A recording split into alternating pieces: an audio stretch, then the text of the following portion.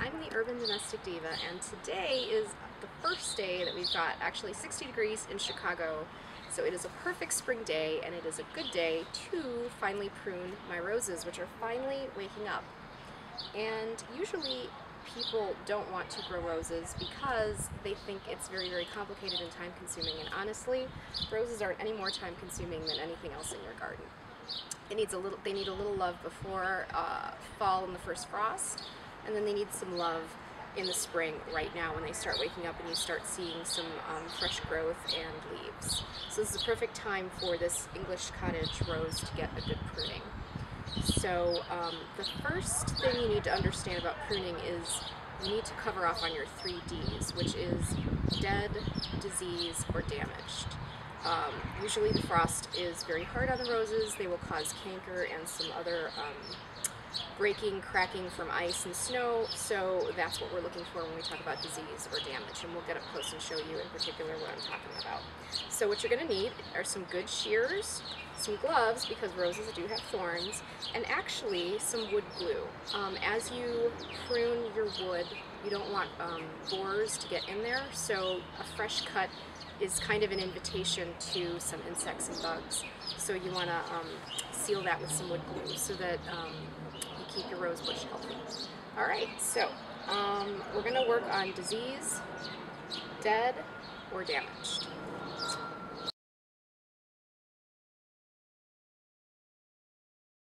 So as you can see here, there's some growth happening, but it starts to, if you look at this wood here, it's not coming back right here. Same here, there's some good growth, but then it's dying off up here. It's really not coming back really well. So we're going to get rid of this. So come down to your main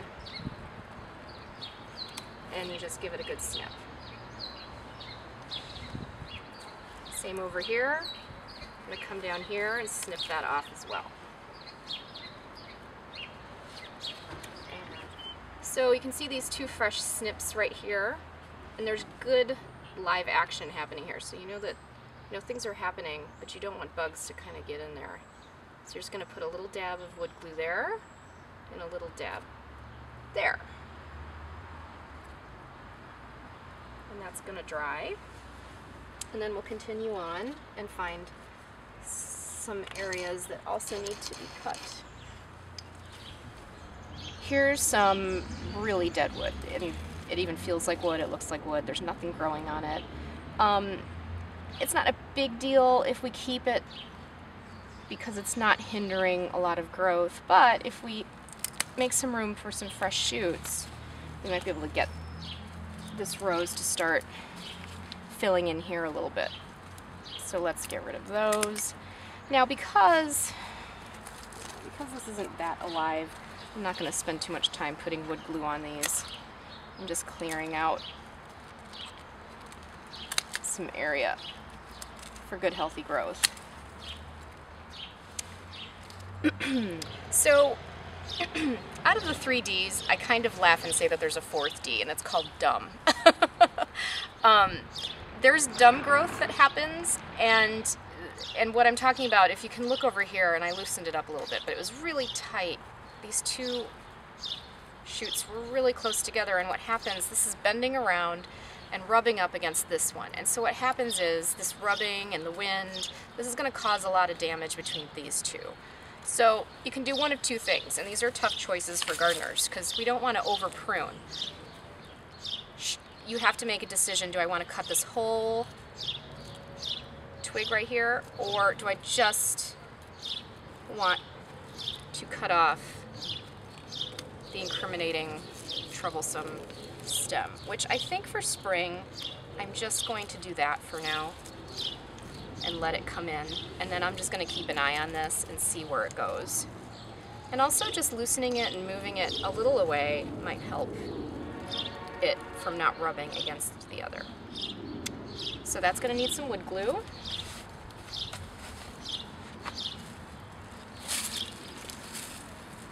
You know,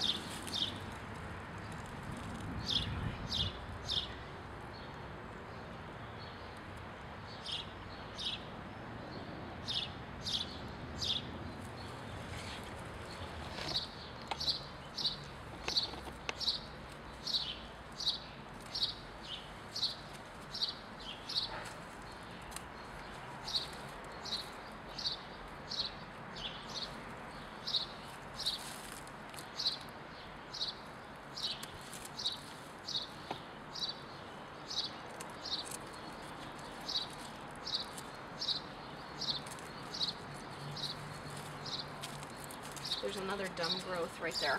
I don't know if you can see it, but I'm gonna...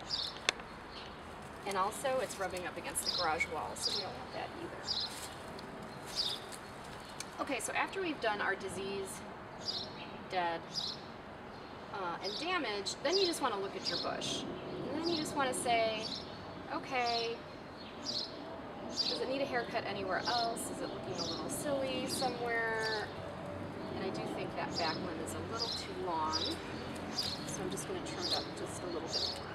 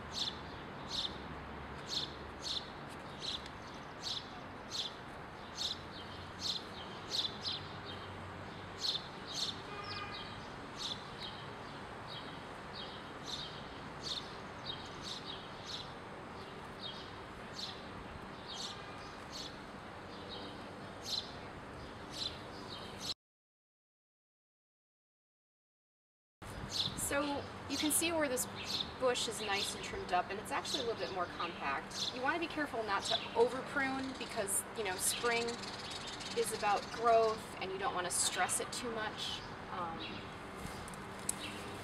The other thing you want to do now is just give it a little bit of food with just a little bit of pesticide in it, just to keep some mold, mildew, and bugaboos away. So you're going to shift away a lot of that mulch you put down in the fall to keep it nice and warm and protected from the frost and the snow. You're going to unbury so you get to your dirt, and about as wide as your the drip line around the bush. And then you're going to get your food granules. So I have here just a basic rose and flower care 2-in-1. It feeds the rose as well as protects it from insects. I don't want to use a lot of this, but I just take a capful and I've dug around the drip line, kind of a little moat, and I'm just going to sprinkle it all in there. And then I'm going to redistribute the dirt I just dug up.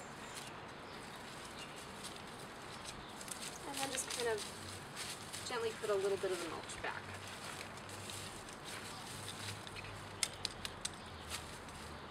There's going to be one final step. We've had a lot of rain recently. I don't know if you've watched the news at all, but they're calling it the Great Flood in Chicago. But there's been a lot of damp and wet and rain. And that's always concerning for roses because they're very susceptible to mold, mildew, black spot. It's not good for them. So I use a tonic.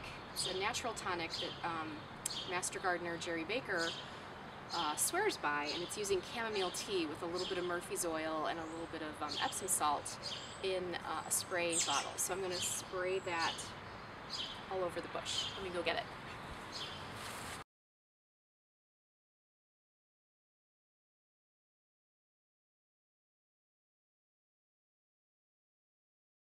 That tonic I was talking about, chamomile and Murphy's oil, it deters mold mildew. I use it on my rosemary bush every winter because I winter my rosemary bush inside and I always get powdery mildew everywhere, and this takes care of it within a week.